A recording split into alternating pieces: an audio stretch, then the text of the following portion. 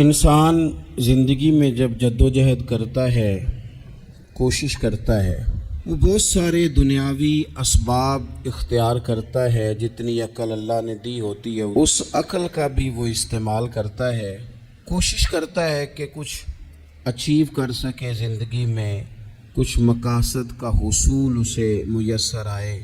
عزیز بھائیوں، ایک بات اپنے ذہن میں اچھی طرح بٹھا لیں اور لکھ لیں کہ زندگی میں جو کسی بندے کو کامیابی حاصل ہوتی ہے وہ رب تعالیٰ کی مدد سے حاصل ہوتی ہے۔ اگر رب تعالیٰ مددگار ہو تو پھر کوئی چیز بھی رستے میں رکاوٹ نہیں بنتی، اور اگر مالک کریم کو منظور نہ ہو تو انسان بہترین سیاستدان ہو، اچھا ایڈمنسٹریٹر ہو، اس کا ذہن بڑی وسعت رکھتا ہو، بڑی اچھی پلاننگ کرنا جانتا ہو، سارا کچھ ہو، تو بندہ ناکام ہو جاتا ہے۔ مسلمانوں کو جتنی کامیابیاں ملیں ان کا پس منظر صرف اتنا تھا کہ اللہ تبارک و تعالیٰ نے اپنے بندوں کی مدد فرمائی، اور اب تعالیٰ نے قرآن مجید میں اس حقیقت کا بیان کیا، فرمایا بل اللہ مولاکم، فرمایا بلکہ اللہ تمہارا مولا ہے، وَهُوَ خَيْرُ النَّاصِرِينَ، اور وہ بہترین مددگار ہے۔ وہ جو رب تمہارا مولا ہے وہ بہترین مددگار ہے، اور اگر وہ مدد کرے تمہاری، سورہ آل عمران میں آگے جا کے ارشاد فرمایا اگر اللہ مدد کرے تو پھر تم پر کوئی غالب نہیں آ سکتا، اور اگر وہ تمہاری مدد چھوڑ دے تو پھر کوئی تمہاری مدد کر سکتا؟ کوئی مدد نہیں کر سکتا۔ بدر کی جنگ بھی اور فتح مکہ بھی رمضان المبارک میں ہوا ہے۔ میں دونوں پر غور کر رہا تھا تو ایک نیا مضمون میرے ذہن میں آنے لگا۔ بدر کی جو جنگ ہے اس میں بھی ایک عجیب انقلاب آیا ہے کہ 313 نے 1000 سے مقابلہ کیا، اور جن 1000 سے مقابلہ کیا وہ اسلحے سے لیس تھے، اور یہ جو 313 ہیں ان کے پاس 6 زرہیں، 8 تلواریں، چند گھوڑے، لیکن اللہ نے کامیابی دی تو خود رب نے بیان کیا کس طرح دی، فرمایا وَلَقَدْ نَصَرَكُمُ اللَّهُ بِبَدْرٍ وَأَنْتُمْ أَذِلَّةٌ، وہ کامیابی اس طرح ملی ہے کہ رب نے تمہاری مدد کی تھی، تم تو کمزور تھے، اللہ نے بدر میں تمہاری مدد کی، تم جیت گئے۔ وَلَقَدْ نَصَرَكُمُ اللَّهُ بِبَدْرٍ وَأَنْتُمْ أَذِلَّةٌ، اللہ نے بدر میں تمہاری مدد کی، تم تو کمزور تھے۔ پھر فتح مکہ نصیب ہوئی تو اس میں بھی بہترین منصوبہ بندی نبی پاک علیہ السلام نے فرمائی، بہترین حکمت عملی حضور نے اپنائی، لیکن ہمیں جو اللہ رسول نے بات سمجھائی وہ کیا ہے؟ اذا جاء نصر اللہ والفتح، فرمایا جب اللہ کی مدد آئی اور فتح نصیب ہو گئی۔ یہ اللہ نے مدد فرمائی تمہاری، یہاں بھی فتح مکہ بھی اللہ کی مدد سے، جنگ بدر بھی اللہ کی مدد سے۔ وہ جو مدد ہے اللہ تعالیٰ کی، جب وہ ہم یہ کرتے ہیں کہ ہم اپنی ساری زندگی سیاست کی نظر کر دیں، ہماری سیاست صرف ملک میں نہیں ہوتی، ہماری سیاست خاندان میں بھی ہوتی ہے، ہم گھر کے اندر بھی سیاست کرتے ہیں، ہم کسی خاص طریقے سے لوگوں کو اپنے پیچھے چلانا چاہتے ہیں، ہم میں خاص اسلوب اختیار کرتے ہیں کہ لوگ ہمارے پیچھے چلیں۔ اس کا نقصان ہمیں یہ ہوتا ہے کہ سیاست جو ہوتی ہے یہ شطرنج کے ہیر پھیر کی طرح ہوتی ہے، تو اس کے راز بڑی جلدی کھلنے لگ جاتے ہیں، پتہ چل جاتا ہے کہ بندہ مخلص نہیں تھا، سیاست کر رہا تھا، طریقے سلیقے سے اس نے جوڑ کے رکھا ہوا تھا۔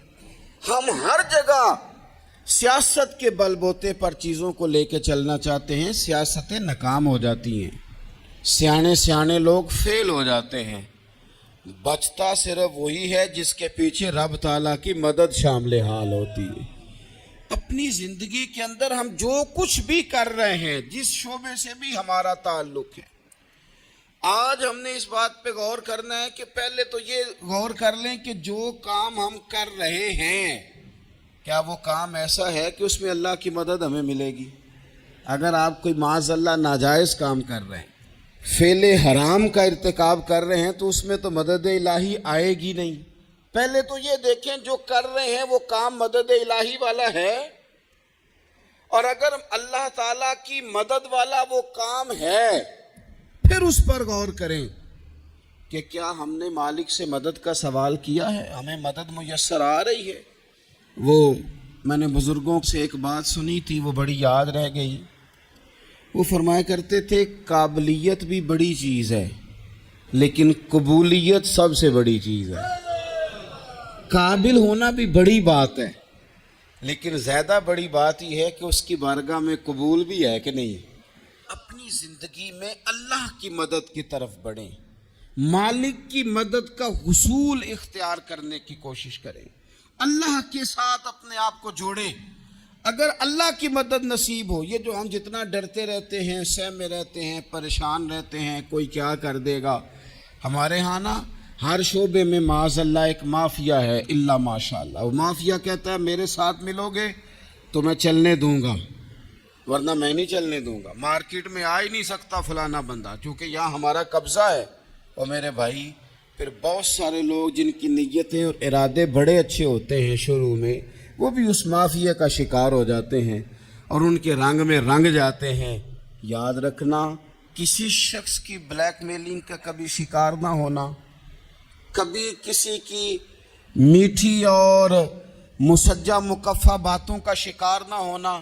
کوئی کیا کر سکتا ہے اگر اللہ مددگار ہو تو؟ جس کو رب کریم اٹھانا چاہے اسے کوئی گرا سکتا ہے؟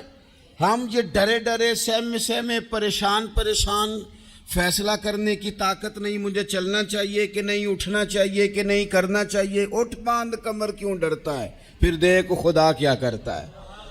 حضرت عبداللہ ابن عباس فرماتے ہیں میرے نبی پاک علیہ السلام نے میری تربیت فرمائی، حضور نے میری تربیت فرمائی، اور محبوب پاک علیہ السلام نے فرمایا عبداللہ یاد رکھنا، یہ نوجوان دوست میری بات لکھ لیں، پریشان لوگ میری بات لکھ لیں، جن کے پاس قوت فیصلہ نہیں وہ اس بات کو لکھ لیں۔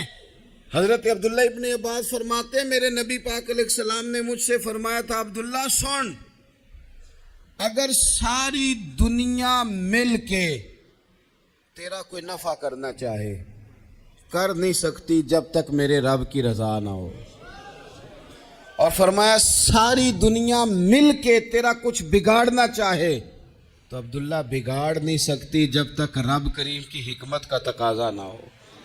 لوگوں سے ڈرنا، لوگوں کی طرف دیکھنا، ماحول دیکھ کے اپنے راہ کا تعین کرنا، ہر بندے کے خیالات کے مطابق ڈھلنے کی کوشش کرنا، فلانا نہ ناراض ہو جائے، فلانا نہ ناراض ہو جائے، وہ جس نے ہونا ہو جائے، بس رب رسول ناراض نہ ہو۔ اپنی زندگی میں اپنے مالک کو مولا جان کے، بل اللہ مولاکم، اللہ تمہارا مولا ہے، وَهُوَ خَيْرُ النَّاصِرِينَ، وہ بہترین مددگار ہے۔ توجہ جب بھی کریں رب کی جانب کریں، اپنے دل کا قبلہ درست رکھیں، سوچوں کے زاویے سیدھے رکھیں۔ میرے بھائی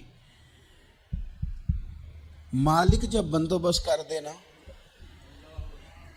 جب مالک بندوبست کر دے پھر ایسا بندوبست کرتا ہے کہ لوگوں کے پاس نا چارہ نہیں رہتا۔ حضرت مریم رضی اللہ تعالی عنہا پاک باز تھی، مسجد میں رہی تھی، پر مالک کی حکمت کے تقاضے بڑے عجیب ہیں نا۔ پھر جناب مریم کو اللہ تعالیٰ نے بغیر شوہر کے اولاد عطا کر دی۔ یہ بات ہی ایسی تھی، کسی نے کہا تھا کہ مخلوق تو فنکار ہے اس درجہ کے پل بھر میں سنگے در کعبہ سے بھی اصنام تراشے، تم کون ہو کیا چیز ہے داغ کبابی، لوگوں نے تو مریم پہ بھی الزام تراشے۔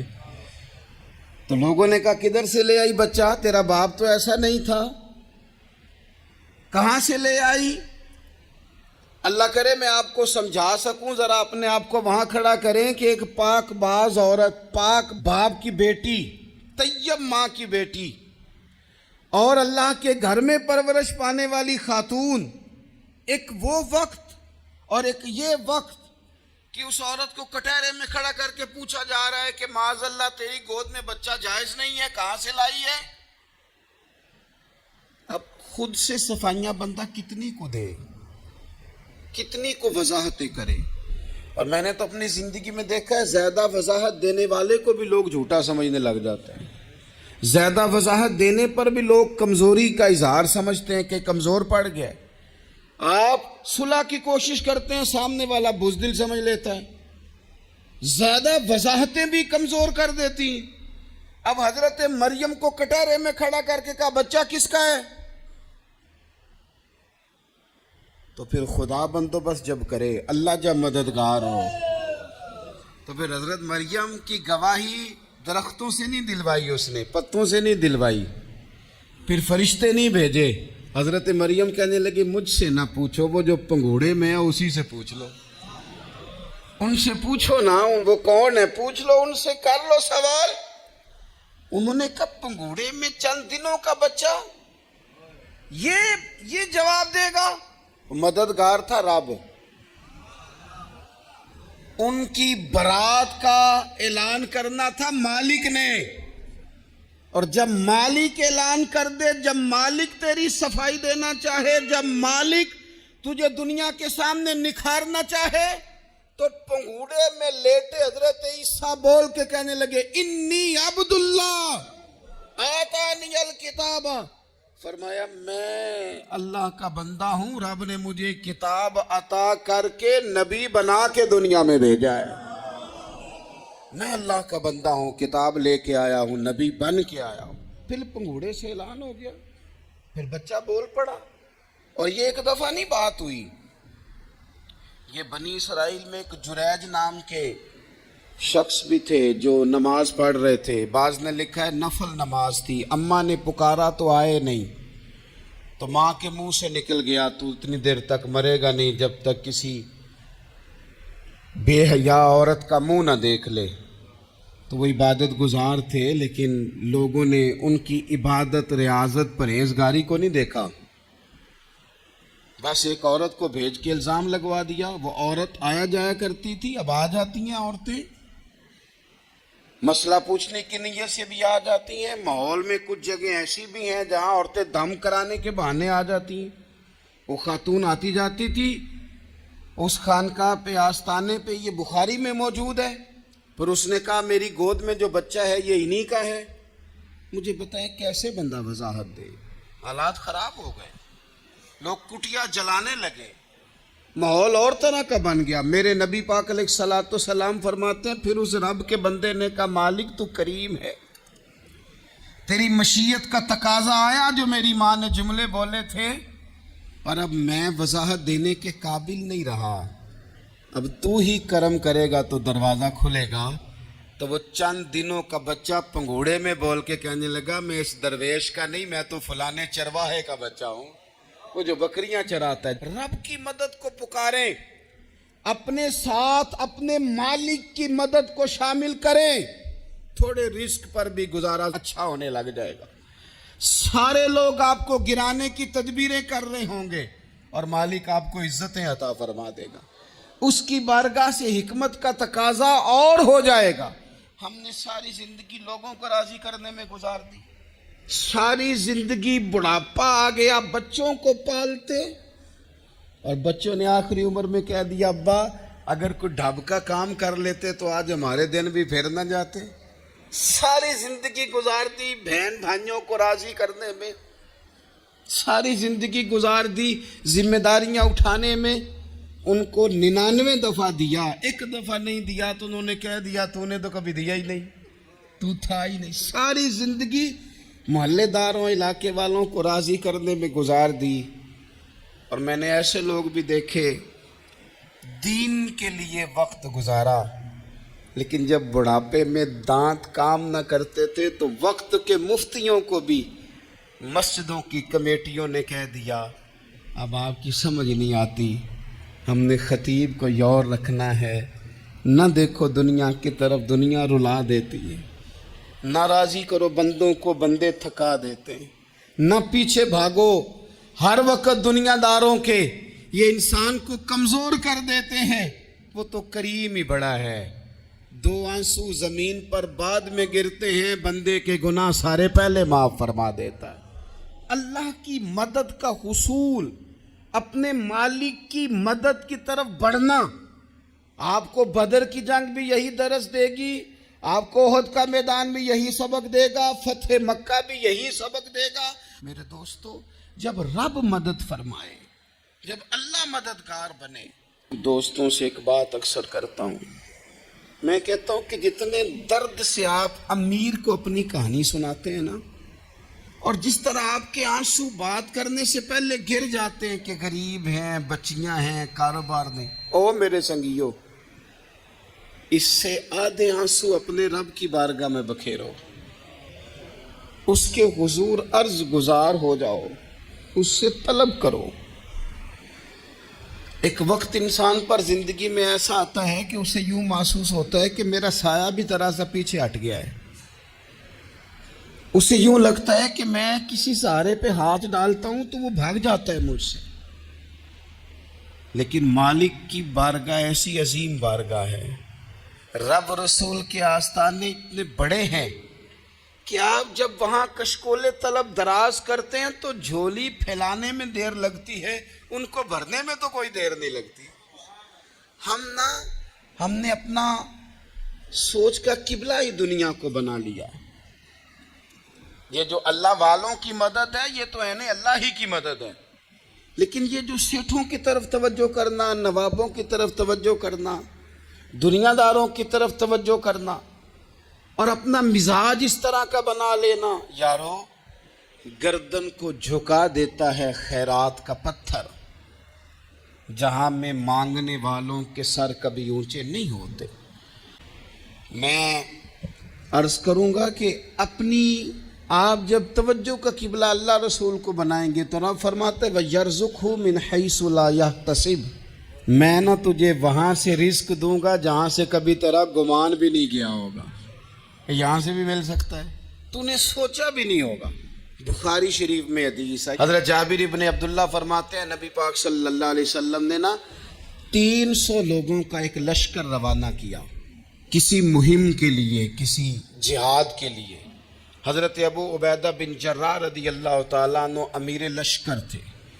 فرماتے غربت اتنی زیادہ تھی، بھوک اتنی زیادہ تھی کہ ایک ایک کھجور دن میں ایک وقت کھانے کو ملتی تھی، اور کچھ دن ایسے آئے کہ اب کھجور بھی نہیں مل رہی۔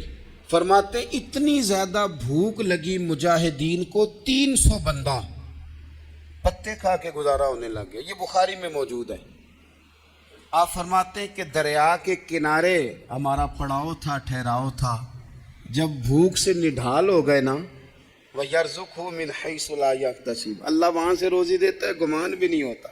فرماتے ہیں ایک مچھلی اللہ تعالیٰ نے دریا کے کنارے بھیجی، فرماتے ہیں وہ تھی تو مچھلی پر پہاڑ جتنی تھی۔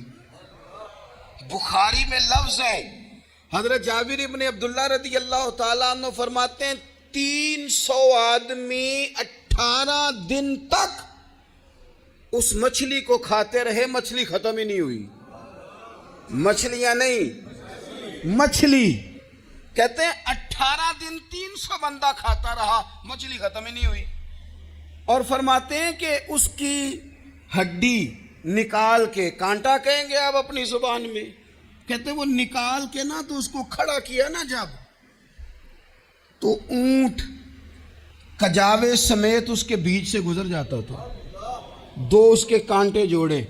فرماتے ہیں وہ اس کا گوشت ہم کھاتے تھے اور اس کی چربی بطور تیل کے ہم جسموں پہ ملتے تھے، بیماروں کو اس سے سکون آتا تھا، تندرستی شفا ہوتی تھی۔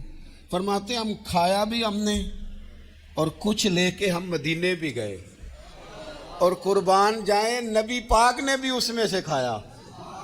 ہم نے عرض کی حضور یہ معمہ کیا ہے، یہ ماجرا کیا ہے؟ تو محبوب نے فرمایا تمہارے پاس غذا نہیں تھی، رب نے تمہارے لیے بندوبست کیا ہے، اللہ نے تمہیں دیا ہے۔ مکان شروع کر لیا ایک صاحب نے، وہ مکان بنانے لگے، آپ وہ حساب لگا رہے ہیں، کہتے ہیں میرے پاس اتنے پیسے ہیں، اتنے میں نے فلانے دوست سے کہنے اس نے دے دینے، اتنے فلانے رشتہ دار سے کہنے اس نے دے دینے، اتنے فلانے سے کہنے اس نے دے دینے۔ یہ ساری کاپی بنا کے مکان شروع کر لیا۔ جو روز کہتا تھا نا کوئی حکم ہو جاتے 10 سب سے پہلے اس کو کہا میاں پیسے چاہیے دین، وہ کہندا ہو کل ہی منڈا ٹوریا ہے، کدے تو پرسوں 10 داتے لب جانے سن۔ میں آپ کو اپنے تجربے کی بات بتا رہا ہوں۔ جن لوگوں کا خیال ہوتا ہے نا کہ آپ سٹارٹ کریں فلانا کام، ہم آپ کے ساتھ ہیں، اللہ کا ہی کوئی نظام ہے، وہ بالکل بھی نہیں ساتھ ہوتے. لیکن ایسا نہیں ہے کہ کوئی ساتھ نہیں ہوتا. اللہ تعالیٰ بڑے اسباب پیدا کرتا ہے، وہاں سے دیتا ہے جہاں سے گمان بھی. ہمارا یہ ذہن بن جاتا ہے ہم ساری اپنے حساب سے چلتے ہیں، اتنے رشتہ داروں سے، اتنے کون آپ کے ساتھ چلے گا، سوال ہی نہیں پیدا ہوتا. یہ سارے کام چھوڑ کے سب سے پہلے 2 رکعتیں پڑھو، اپنے رب کی بارگاہ میں، رسول کائنات کی بارگاہ میں گزارشات اور استغاثے پیش کرو، وہاں سے خیر طلب کرو. دنیا دار کیا دیں گے، کیا دے سکتے ہیں، کیا حیثیت ہوتی ہے کسی. اللہ کہتا ہے وہاں سے دوں گا. تو جو اللہ مال دے وہ لینا چاہیے کہ رشتہ داروں کا مال دیکھنا چاہیے؟ جو اللہ دے وہ لینا چاہیے کہ سیٹھوں نوابوں کی جیبیں دیکھنی چاہیے؟ جو اللہ دے وہ قبول کرنا چاہیے یا دیکھنا چاہیے کون سا آدمی کہاں پہنچ گیا؟ چھوڑو، اپنی مٹی پہ چلنے کا سلیقہ سیکھو. کسی کے سنگ مرمر پہ چلو گے تو پھسل جاؤ گے، پھسل جاؤ. اس پر ایک اور بات عرض کر دوں، صحیح بخاری سے، مسلم سے ایک اور بات. کچھ چیزیں ایسی ہیں جن سے اللہ کی مدد آتی ہے، مدد ملتی ہے. ایک چیز ان میں سے ایسی ہے جس سے بہت مدد نازل ہوتی، وہ ہے کہ جب رب آپ کو دے نا تو پھر آپ بھی اس کے رستے میں دیں، پھر مدد آتی ہے، پھر اور آتا ہے. بخاری مسلم میں حدیث ہے، یہ زیادہ ہی توجہ طلب امر ہے، اس پر آپ غور کریں گے. حضرت ابو ہریرہ فرماتے ہیں کہ نبی پاک علیہ السلام نے فرمایا ایک شخص نے بادلوں کے اندر سے آواز سنی کہ فلاں آدمی کا کھیت اور باغ خشک ہو گیا ہے، وہاں برسو اور اس کے کھیت کو سیراب کرو. وہ بڑا حیران ہوا کہ بادل سے آواز آ رہی ہے. پھر اس نے دیکھا کہ ایک پہاڑی پر بارش ہوئی، وہ بادل وہاں برسا، پھر نالیوں سے ہوتا ہوا پانی ایک طرف چلا. تو جس نے آواز سنی تھی، حضور بیان کر رہے ہیں، وہ بھی پیچھے پیچھے چلا کہ پانی کدھر جا رہا ہے. اس نے جا کے دیکھا کہ ایک مقام پہ ایک باغ کو وہ پانی لگ رہا ہے اور ایک آدمی وہ پانی لگا رہا ہے. اس نے اس سے پوچھا تیرا نام کیا ہے؟ اس نے کہا کیوں؟ کہنے لگا بتا نا. اس نے نام بتایا تو کہنے لگا یہی تو وہ نام ہے جو میں نے بادلوں کے اندر سے سنا ہے کہ فلاں کے کھیت کو پانی دے دو. اس نے کہا یار تو کیا عمل کرتا ہے کہ اسپیشل تیرے لیے بارش برسے؟ یہ بخاری پڑھ رہا ہوں، سیاستہ سے حدیث عرض کر رہا ہوں. اس سے پوچھا تو کیا کام کرتا ہے کہ جناب اللہ تبارک و تعالیٰ کا حکم کرم آیا کہ خاص تیرے لیے پانی برسے اور تیرے کھیت کو سیراب کرے. تو اس نے کہا چھوٹا ذمہ دار ہوں، پر جب فصل اگتی ہے تو 3 حصے کرتا ہوں. ایک حصہ اپنے بال بچوں پہ، بہن بھائیوں پہ خرچ کرتا ہوں، ایک حصہ پورا، اور ایک حصہ دوبارہ کاشتکاری پہ لگاتا ہوں، اور تیسرا حصہ خالص میں نے مسکینوں، یتیموں اور غریبوں کے لیے رکھا ہوا ہے. وہ جو تیسرا حصہ، اللہ کرے آپ سمجھیں، وہ رب کے بندوں پہ تیسرا حصہ خرچ کرتا ہے نا، تو کریم مالک نے فرمایا جہاں سے غریب کا حصہ جاتا ہے وہ کھیت خشک نہیں رہنا چاہیے. وہ جہاں سے مسکین روٹی کھاتے ہیں وہ خشک نہ رہے. جہاں سے یتیموں کو کچھ آتا ہے کہیں اس کی فصل رہ نہ جائے. میں اور آپ بھی اگر اپنے مال میں مسکینوں، یتیموں، غریبوں کے حصے رکھ لیں گے تو فصلیں خشک نہیں رہیں گی، ان کے اندر تازگی آئے گی، نور آئے گا، کرم آئے گا. خاص کر خدا کی رحمت برسے گی. مدد اللہ سے چاہیں، اپنی توجہات کا مرکز رب رسول کی ذات کو بنائیں، پھر آپ محسوس کریں گے کہ بڑی جلدی اللہ تعالیٰ کی مدد آنے لگی ہے.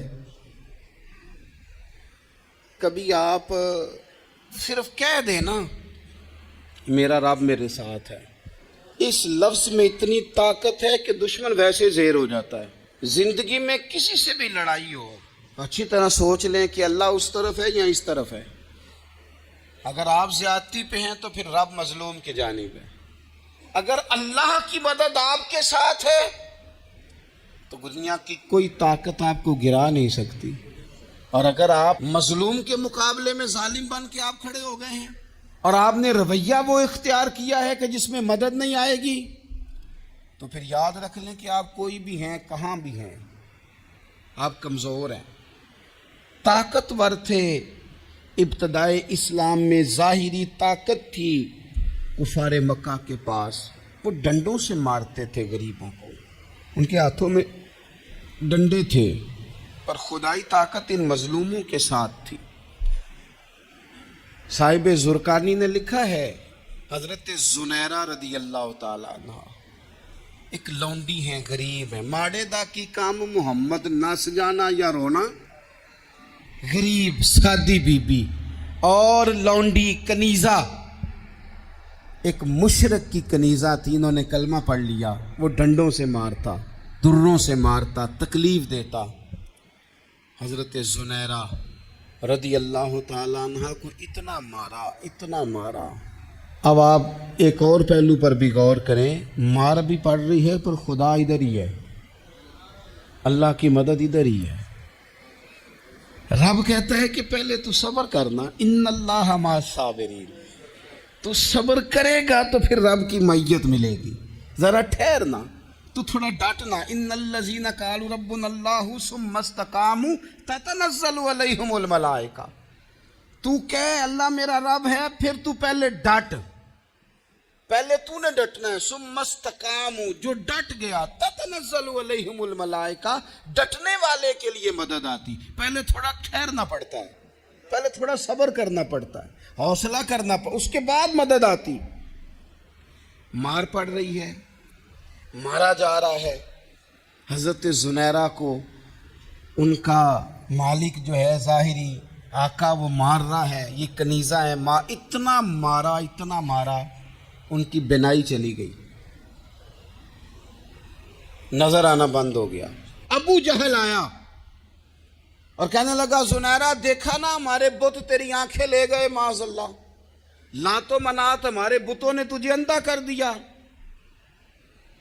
اب ایسا نہیں ہے کہ بی بی روتی جا رہی ہے، روتی جا رہی ہے، مایوسی مایوسی، معاذ اللہ، پریشانی، غریبی بڑی ہے، پوچھنے والا کوئی نہیں، یہ باتیں نہیں. کیا جملے ہیں خاتون کے، کیا لفظ ہیں. ابو جال نے تنزیہ کہا، معاذ اللہ، کہنے لگا دیکھا نا ہمارے بتوں نے تجھے اندھا کر دیا.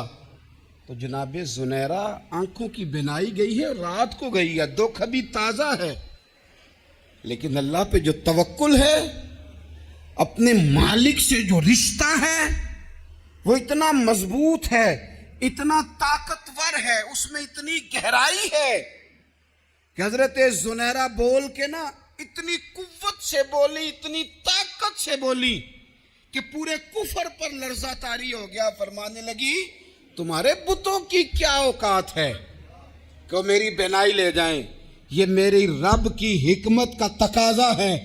جب تک اس نے چاہا زنیرہ دیکھتی رہی، اور جب اس نے چاہا زنیرہ کی آنکھوں کی بینائی چلی گئی، اور اگر وہ چاہے گا نا تو بینائی واپس بھی کر دے گا. اگر ہو ذوق یقین پیدا تو کٹ جاتی ہیں زنجیریں، اگر وہ چاہے گا تو بینائی آ بھی جائے گی.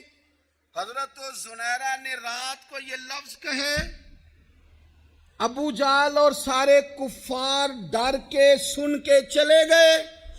آپ اطمینان سے آ کے بستر پہ سوئی.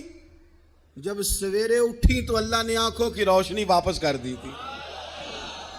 آنکھوں کی اب چھڑی پکڑی ہے، بازاروں میں گھومتی ہے، کہتی ہیں بلاؤ کدھر ہے تمہارے لات و منات، دیکھو میرے رب نے روشنی واپس کر دی. آ کر میرے ساتھ ادھر آ، ستمگر ہنر آزمائیں، تو تیر آزما ہم جگر آزمائیں. بیمار لوگوں یاد رکھو، کہہ دیا ڈاکٹر نے کہ تو بڑا بیمار ہے، تو بڑا کمزور ہے، یہ ہو گیا وہ ہو گیا، تو ڈاکٹر اپنے علم کے مطابق بات کر رہا ہے، ہوگا تو وہ جو میرا رب چاہے گا. کمزور ہو جانا، پریشان ہو جانا، تکلیف میں آ جانا، پتہ نہیں بات ہو گئی ہے تو جانے کیا ہو جائے گا. اپنی زندگی کے اندر اپنے رب سے رشتہ مضبوط کریں، رسول کائنات سے رشتہ مضبوط کریں، اللہ والوں سے رشتہ مضبوط کریں. حضرت زنیرہ نے پیغام دیا کہ زندگی میں جو جینا چاہتے ہیں تو وہ رب کا نام لے کے جی سکتے ہیں. جو اپنی زندگی میں خوشیاں دیکھنا چاہتے ہیں تو رسول اللہ کے نام پر خوشیاں دیکھی جا سکتی ہیں. توکل کی بنیاد پر بندہ خوشیاں لے سکتا ہے. اور اگر انسان میں توکل نہیں ہے تو پھر وہ اس کالے جادو سے بھی ڈر رہا ہے، وہ نیلے سے بھی ڈر رہا ہے، وہ پیلے سے بھی ڈر رہا ہے، وہ فلانے سے بھی ڈر رہا ہے، وہ میرے خلاف فلانا رشتہ دار سازش کر رہا ہے تو ڈر رہا ہے، فلانا میرے بارے میں یہ کر رہا ہے تو ڈر رہا ہے، وہ پتہ نہیں دنیا ادھر ہو جائے گی تو کیا ہو جائے گا، اٹھ باندھ کمر کیوں ڈرتا ہے، پھر دیکھ خدا کیا کرتا ہے۔ تو اس ساری گفتگو کا نچوڑ آپ کو یہ عرض کیا ہے، سب سے پہلے تو یہ کہ میدانوں میں مدد بھی اللہ کی، رزق میں مدد بھی اللہ کی، فصلیں خشک ہوں تو مدد پھر بھی اللہ کرے، تو پھر ساری مدد، اور اگر انسان بیمار ہو تو پھر بھی مدد اللہ کی۔ تو اپنے اللہ کی جانب توجہ کو بڑھائیں، آپ اللہ سے مدد کے سوالی بنے۔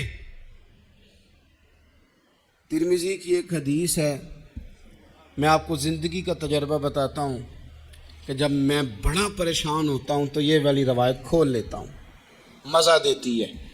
میرے نبی پاک علیہ السلام نے فرمایا اپنے دکھ سیٹھوں نوابوں کو نہ کہنا، مالداروں کا نہ کہنا، ورنہ اللہ تمہیں کبھی غنی نہیں کرے گا۔